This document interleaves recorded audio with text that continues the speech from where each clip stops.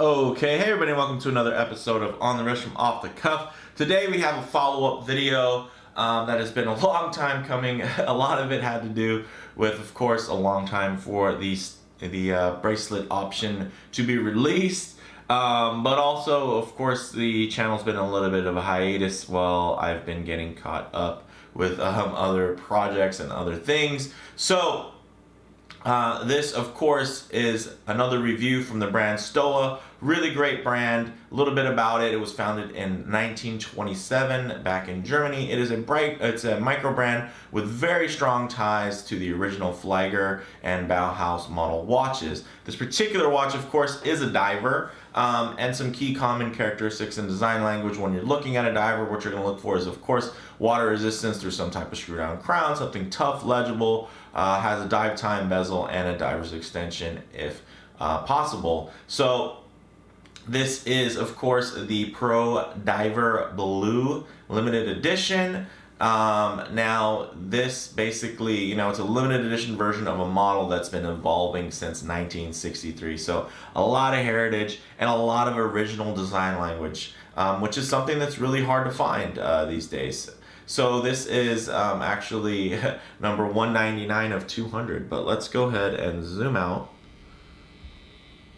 and get this piece in hand and take a closer look. Now, if you're new to the channel, you might not have known that I actually did review this piece originally with the rubber dive strap option, which is the standard strap option on it, but this titanium bracelet was something that was in the works and finally made it out to release. So I wanted to definitely do a part 2 featuring this outstanding bracelet and kind of tell you a little bit about it and how it really adds to the watch, and I think makes it almost feel like a different watch and steps it up a notch. Not that the rubber wasn't something special in itself, but I'd say that this particular, especially the 5-link design, it just adds another level of character, not just functionality. So a little bit about this particular watch.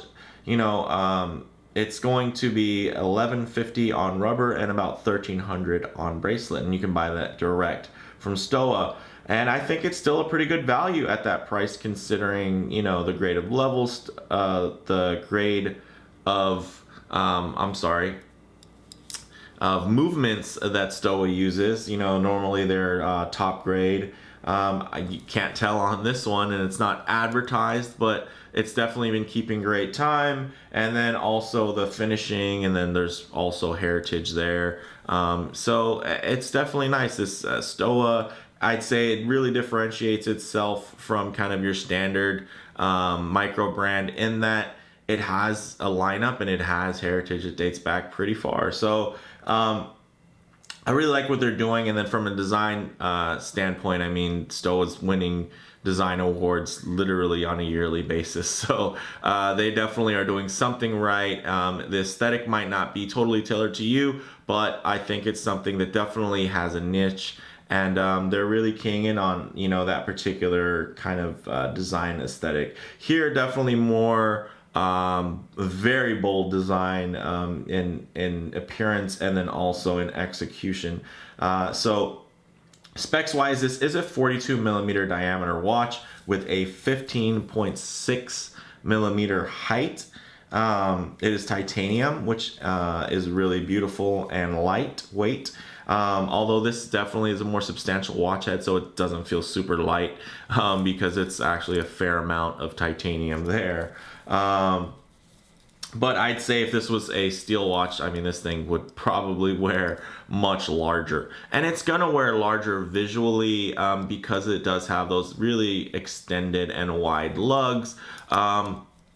So if you have a smaller wrist, this might not be the watch for you. But if you have a wrist that can pull it off, I think this is definitely something very special and eye-catching, and it has a great story to it. Just because it's kind of the nature of having a smaller brand is having to every once in a while kind of explain the history and all that side of it. So it's always a nice conversational piece.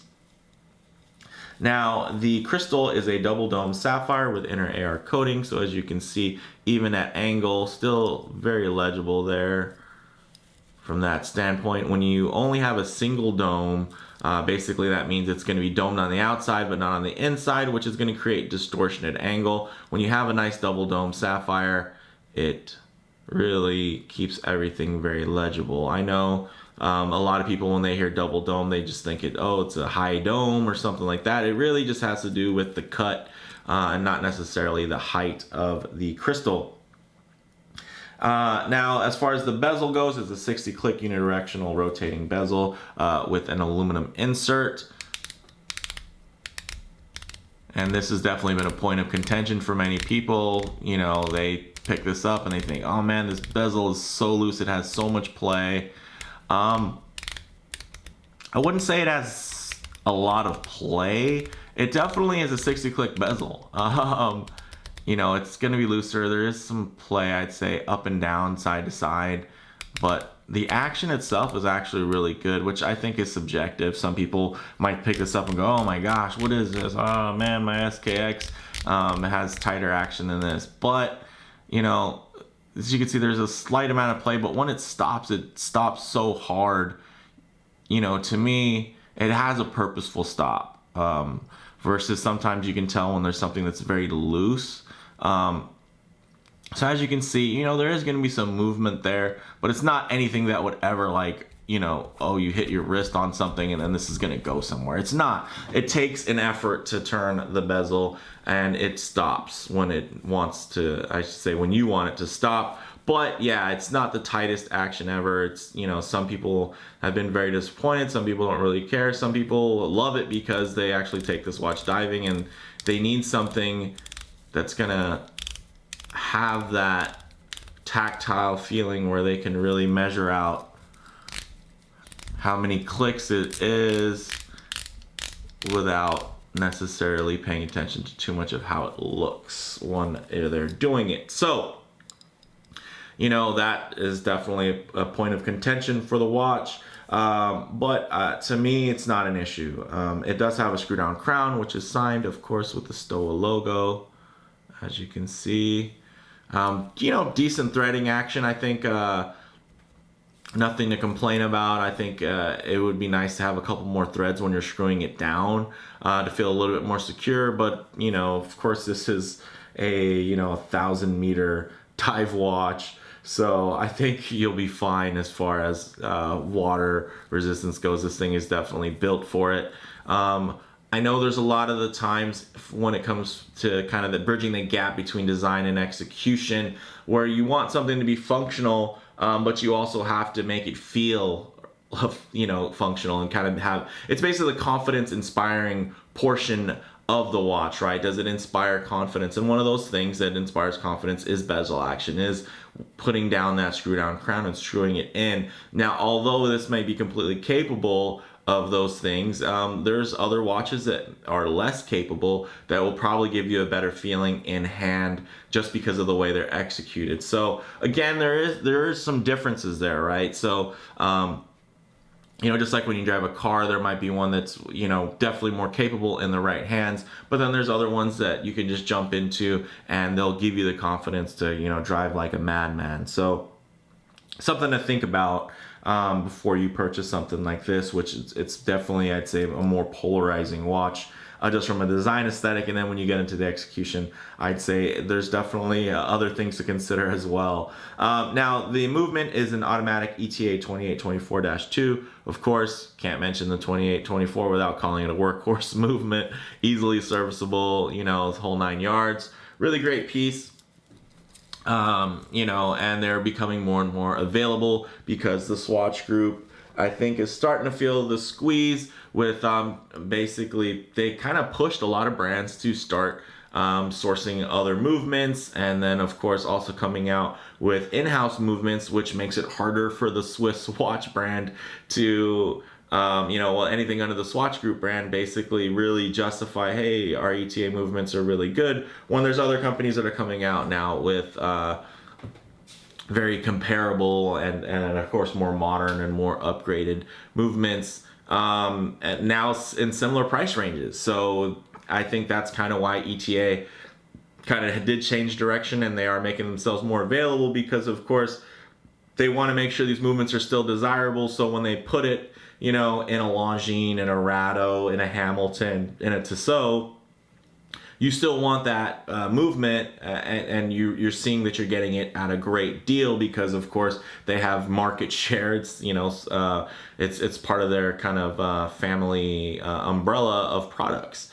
So, I think that means great things for everybody because, hey, now you kind of get more chances to get an ETA 2824, and a lot of times you're even getting them cheaper than Miyota movements because those basically the 9000 series are such high demand. The prices were I don't know if they still are, but they were definitely going a little bit higher than ETA in many points, depending on, of course, the manufacturer and how many movements they were trying to purchase. They could actually get better deals now on ETAs, which is why you're seeing them come back to the market, especially in micro brands. Of course, there's also the STPs and Solitas. I think Solitas have always kind of had strong resale as far as the watches that they're put in. So you never really see great deals on Solitas, I'd say, from a manufacturing standpoint. It's definitely ETA and STP kind of in that same vein, where you're going to really get some little extra value kick in there, especially now you're seeing watches come out with, high grade 2892s, in the $1,000 range, which is pretty awesome. So kind of off that rant, a little bit more about this particular model. It is a satin metallic blue dial. It is, it has printed indices. It has the date there at the 6 o'clock. The blue is really the key here. It's just quite mesmerizing, and it's a different blue. It's not a sunburst. It is really kind of just a metallic. It almost reminds me of a coat of car paint in that the light hits it in different ways, and it's going to do different things there, as you can see when it's kind of has the light right on it. I do have the studio light, so it's going to reflect really bad.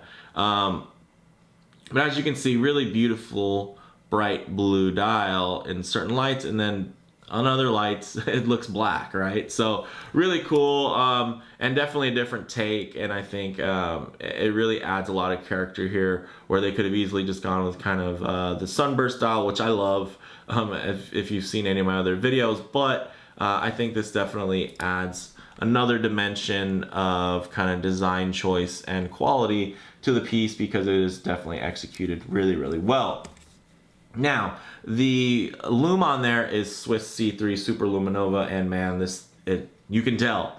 It is really bright, really legible at night. I mean, are there other watches that are going to be brighter? Yes, but I mean, honestly, those watches are very niche, and are the quality of the application on the lume isn't going to be, of course, if there's more stuff that's more expensive, it's going to, be more competitive. But I'd say, as far as price wise, anything you're going to find brighter is probably going to be from, more obscure micro brands, something from, let's say, Helson or Armida.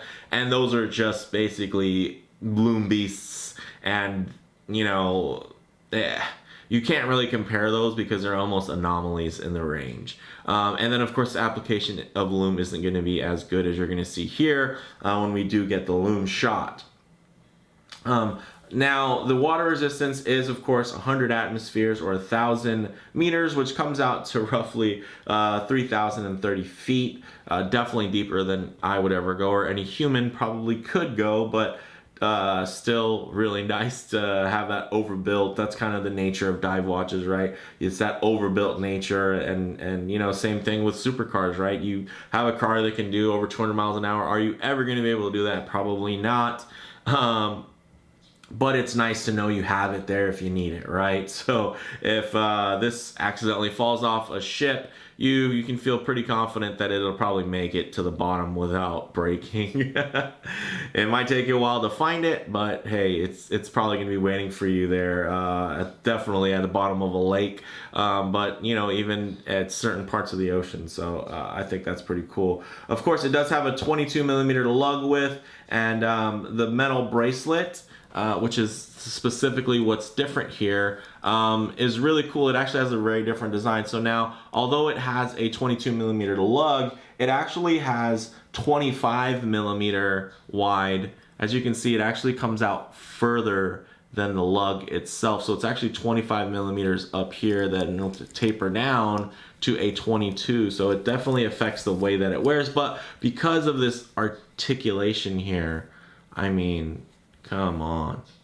And these are all screw-in, which is another nice feature. Screw-in links, everything's solid. It has this really cool bevel there. That since it's satinized, you can really just, the way the light hits it, I mean, this thing just, I guess it has like a 3D texture to it, which I think is really cool. And then of course it does have the screw in end links there. And I would, you know, if I glazed over this, I wouldn't be doing you guys any justice. This was a really extremely hard band to fit onto this watch. The end links, the tolerances are so tight that, I mean, I struggled with this quite a bit to get this on there, and I change out bracelets all the time, you know, screw links, all that, you know, I pretty much do it all on my own. I don't take it to the mall to have done, and man, this thing gave me hell to fit on there. So the good part of that is the tolerances are there. They're amazingly tight, and everything fits really beautifully. The negative side is if you're the one who's doing the work, then you're going to be in for some work, and it's going to take an effort to get this on there. If you're thinking about buying the bracelet aftermarket, basically after you've already purchased the standard model with the rubber strap, if you're thinking about getting the bracelet, I would say definitely get it on the bracelet if you haven't purchased it, and if you're going to leave it on a bracelet, great. To me, this is not something that you're going to be able to interchange on a weekend whim and then want to readdress that later on when you take it off a NATO or rubber strap. You're going to want to jump back onto this bracelet. I think it's something that once you get it on there, you probably want to keep it on. So let's go ahead and actually, let's do before we get it on the wrist here, let's make sure we have some time to appreciate this lume that I've been talking so much about. So let's line it up. All right, lined up. Now we'll get it charged up. And as you can see, burns beautifully bright. You know, it's something that you're gonna come in from outdoors, and this thing's gonna be lighting up your wrists. I mean, the C3 is really nicely done. Ultimately, very, very legible. Of course, you know, I just think it's just well executed and beautifully done. Let's go ahead and get some low light transition here. All right, so as you can see, really beautiful piece. And I think the low light really enables you to appreciate that satin finish, and then also that beautiful blue metallic matte dial. You can see right here, I mean, that thing just plays with the light, and wow, really nice. Okay, so let's go ahead and now let's get it on wrist so you guys can get a look there. Let's zoom back out a bit here. And as you can see, although, you know, 22 millimeter wide clasp, that's pretty big, right? Oh, one thing, it does have a diver's extension. It's not stamped. You know, you think, oh man, it looks stamped. No, it's actually a pretty nicely milled piece. It's just not very thick. And I think part of it is that, one, it has to fit between this clasp, which is stamped. Of course, you know, the folding pieces are milled, but the diver's extension, it does the job, but it's nothing sexy. So I wouldn't worry too much about it. But let's go ahead and get it on wrist. Now this fits, I think, really well on my 7 1/4 inch wrist.